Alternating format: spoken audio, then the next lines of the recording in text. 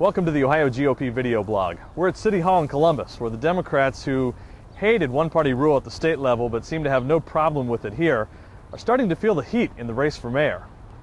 Republican challenger Bill Todd has been raking Mike Coleman over the coals on everything from public safety to city services. And now there are allegations of nepotism.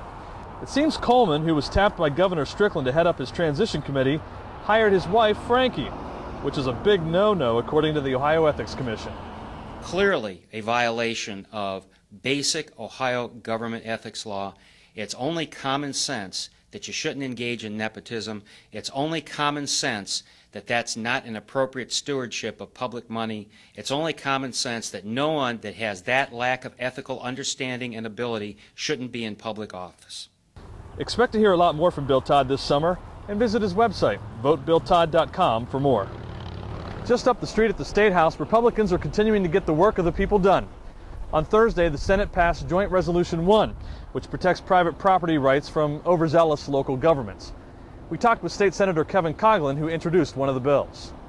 The first was Senate Bill 7, which sets up uniform regulations for determining blight and standards for what constitutes a legitimate public taking and what does not.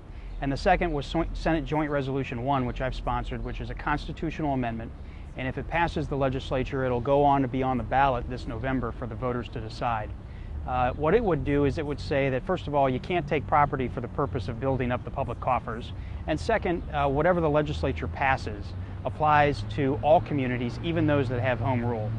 So those who have property and live in cities, their property rights are no less important than those who live out in the townships. Next week, the Senate will take up the state budget. I asked Senator Coughlin for a preview of what we can expect.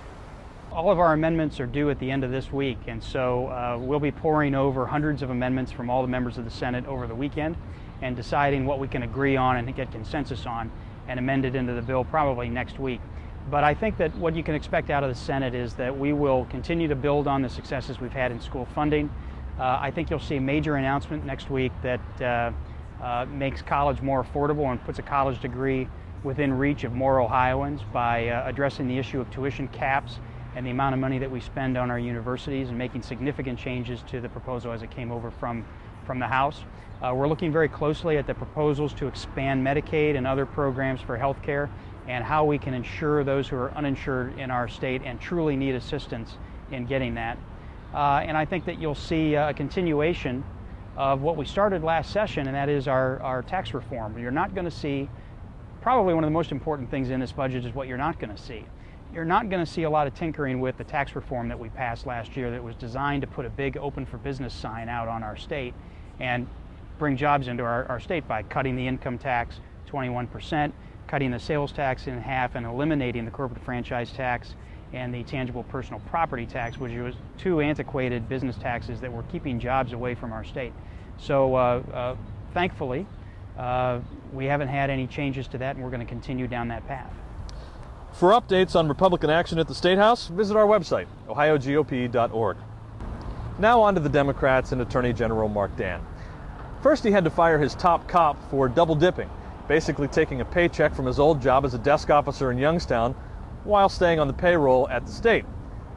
And now Dann had to fire his deputy security director, who it turns out is a convicted killer. Newspapers described David Nelson as a longtime friend of Dann's, who even worked on the campaign last year. How's that for a culture of corruption?